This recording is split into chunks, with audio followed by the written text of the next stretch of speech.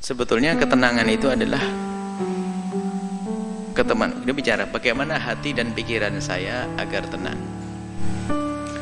Tenangnya hati dan pikiran bukan dengan tenangnya jasad. Maka yang perlu ditata adalah pikiran dan hati. Bukan berarti ketenangan hati itu adalah karena banyaknya duit, bukan. Itu orang kaya juga gelisah kok kadang-kadang. Bukan ketenangan batin itu karena suaminya ganteng, tidak, atau istrinya cantik, bukan. Jadi memang ketenangan murni di dalam hati kita. Nah, tinggal sekarang itu bagaimana agar hati itu tenang. Jawabannya sederhana, hati dan pikiranmu kau sambungkan dengan apa dan siapa. Kalau hati dan pikiranmu engkau sambungkan dengan sesuatu yang bikin gelisah, ya gelisah. Coba, kalau hati dan pikiranmu, orang boleh mencari dunia, tapi tidak boleh menggantungkan hatinya dengan dunia tersebut. Sehingga kalau orang menggantungkan hatinya, mengikat hatinya dengan dunia, lihat, di saat tidak mendapatkannya dia gelisah, di saat mendapatkannya hilang pun susah. Ada orang duitnya hilang tenang saja kok, ajib, karena dia tidak mengikat hatinya dengan dunia tersebut. Maka dengan Allah lah, itulah ketenangannya ada dengan Allah. Kalau sudah orang dengan Allah, duitnya hilang nggak susah, malah ngasih 1 miliar bangun pondok. Coba, lah kok bisa ini? Coba yang hatinya nggak sambung dengan Allah, 1 miliar ini buat abimat 2, tambah gede duit saya. Tapi enggak, hatinya tenang, kehilangan duit 1 miliar kok. Ini duitnya jatuh 100.000, puyengnya setengah mati, nangis-nangis. Nah, ini urusannya hati kita dengan siapa? Nah, kalau sudah urusan kita hati kita dengan Allah, udah Allah. Apapun di saat dia sakit, lihat, sakit jasadnya sakit, tapi kalau dia kenal Allah, dia akan tahu bahwasanya akan ada imbalan di hadapan Allah Subhanahu wa taala. Maka rasa sakit akan terreda dirasakannya, menjadi tidak separah, tidak semakin sakit. Sama itu loh, kok jauh sekali imbalan di akhirat, kok lama banget ya. Itu saja ibu yang hamil tua nggak bisa melahirkan, bawa ke dokter, ambil pisau dokter, buka perut saya. Aduh, dengan senang hati dia sakit, lihat banyak, senang.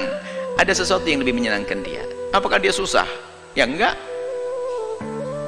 Begitulah sebetulnya ujian dari Allah di dunia ini, tergantung harapan kita tuh di mana. Sehingga ada orang tuh putus asa, bunuh diri dan sebagainya, kan orang dungu, dia orang dungu, mau nikah nggak jadi bunuh diri, utang kebanyakan bunuh diri, gampang banget dia. Di negeri kafir banyak bunuh diri, nggak ada iman. Sebenarnya gelisah karena dia tidak punya Tuhan dia sebetulnya. Kalau punya Allah, nah ini sekarang biasakan dengan Allah. Maka ala bidzikrillah tatma'innul qulub. Mengingat Allah menjadikan terang hati. Bukan kegembiraanmu adalah dengan dibalik tumbukan harta. Coba kita melihat, kita menemukan orang di kampung-kampung sangat sederhana, gaji sehari untuk makan sehari, tapi no problem, dia hidupnya candaria dengan istri, ya Masya Allah. Suaminya berangkat dulu, nanti tak kirim sarapan Pak ya. Enggih, berangkat suaminya duluan kok, belum datang, sambil nyangkul. Suami inti yang bawa rantang nasi bungkus, pincuan begitu bawasan. Makan, Pak ya, nah pulang nanti bawa sayur suaminya, tatanya Pak dapat burung, dapat ikan sedikit. Nggak pernah punya problem dia, kayak orang punya istana itu. Tapi yang rumahnya gede, mobil mewah itu belum tentu senang dia, karena urusan bukan dunia, gelisah. Kita pernah ngisi pengajiannya orang kaya, kayaknya gelisah semuanya. Mulai dari gelisah rumahnya, sertifikatnya di bank semuanya ada. Mulai gelisah kebanyakan duit, gelisah kebanyakan duit. Kok bisa, gimana? Ini punya 2 perusahaan saja, saya sering ditinggal sama suami saya. Sekarang membuka perusahaan di luar negeri, Bu ya. Bagaimana senasib saya nanti? Wah, tambah susah dia. Macam-macam orang, dan bingung nih manusia itu karena hatinya tidak dengan Allah. Maka ada bidzikrillah tatma'innul qulub. Dengan banyak menyebut nama Allah, ingat Allah, akan menemukan ketentraman. Sehingga susah yang sesungguhnya adalah di saat dia jauh dari Allah. Kalau sudah jauh dari Allah, kecil pun jadi susah. Tapi kalau dengan Allah, bencana pun kayak apapun akan menjadi sebab dia senang, karena ini dari Allah. Sehingga para solehin itu kalau diuji dengan kefakiran, selamat datang dengan syiarnya orang-orang besar, kefakiran syiarnya orang-orang besar. Dia tidak menganggap sebuah kerendahan. Tapi lihat yang tidak punya iman, nasib sudah sholat tetap melarat, Tuhan tetap melarat. Kurang ajar sama Allah nih. Gimana bisa bahagia dengan Allah saja curiga begitu? Jangan Allah sudah nggak benar. Baik ya, kuncinya adalah bagaimana hati kita. Kita biasakan dengan Allah, dengan Allah. Hakikatnya seperti itu. Tapi di samping itu juga kalau kita berkumpul dengan kemuliaan, Anda akan menemukan kesejukan. Karena apa? Allah akan turunkan rahmat di tempat semacam ini. Anda bergabung di tempat-tempat mulia. Biarpun secara zahir tidak langsung hiburan itu disajikan. Misalnya kalau orang ahli maksiat kan hiburannya adalah hadir tempat disko dan sebagainya, ketawa-ketawa. Kata sesaat itu susahnya panjang. Senang kelihatannya, tapi tidak tahu bahasa dia akan menemukan kesusahan yang panjang.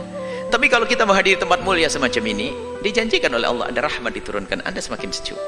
Anda berkumpul dengan orang senang, orang baik, dan ada kesejukan.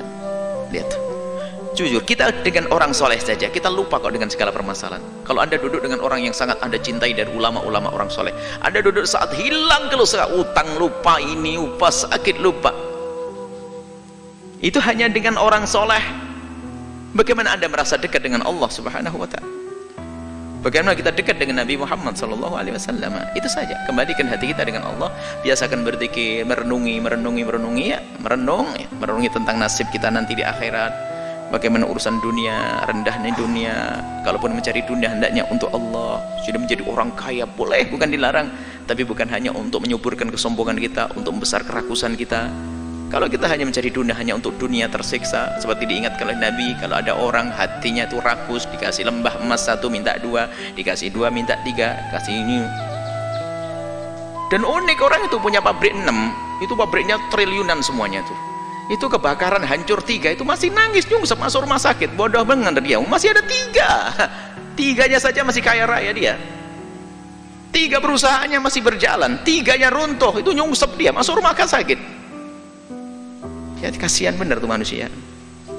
Semoga Allah menjaga hati kita, hati dengan Allah. Maka di saat Anda kaya yang sesungguhnya, Anda bisa menjadi fakir, Anda kaya dengan Allah. Indah.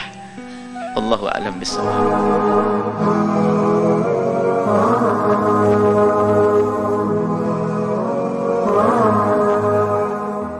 Sebetulnya ketenangan itu adalah dia bicara bagaimana hati dan pikiran saya agar tenang. Tenangnya hati dan pikiran bukan dengan tenangnya jasad. Maka yang perlu ditata adalah pikiran dan hati. Bukan berarti ketenangan hati itu adalah karena banyaknya duit, bukan. Itu orang kaya juga gelisah kok kadang-kadang. Bukan ketenangan batin itu karena suami yang ganteng, tidak, atau istrinya cantik, bukan. Jadi memang ketenangan murni di dalam hati kita. Nah, tinggal sekarang itu bagaimana agar hati itu tenang. Jawabannya sederhana, hati dan pikiranmu kau sambungkan dengan apa dan siapa. Kalau hati dan pikiranmu engkau sambungkan dengan sesuatu yang bikin gelisah, ya gelisah. Coba, kalau hati dan pikiranmu, orang boleh mencari dunia, tapi tidak boleh menggantungkan hatinya dengan dunia tersebut. Sehingga kalau orang menggantungkan hatinya, mengikat hatinya dengan dunia, lihat, di saat tidak mendapatkannya dia gelisah, di saat mendapatkannya hilang pun susah. Ada orang duitnya hilang tenang saja kok, ajib, karena dia tidak mengikat hatinya dengan dunia tersebut. Maka dengan Allah lah, itulah ketenangannya ada dengan Allah. Kalau sudah orang dengan Allah, duitnya hilang nggak susah, malah ngasih 1 miliar bangun pondok. Coba, lah kok bisa ini? Coba yang hatinya nggak sambung dengan Allah, 1 miliar ini buat abimat 2, udah tambah gede duit saya. Tapi enggak, hatinya tenang, kehilangan duit 1 miliar kok. Ini duitnya jatuh 100.000, puyengnya setengah mati, nangis-nangis. Nah, ini urusannya hati kita dengan siapa. Nah, kalau sudah urusan kita hatinya dengan Allah, udah.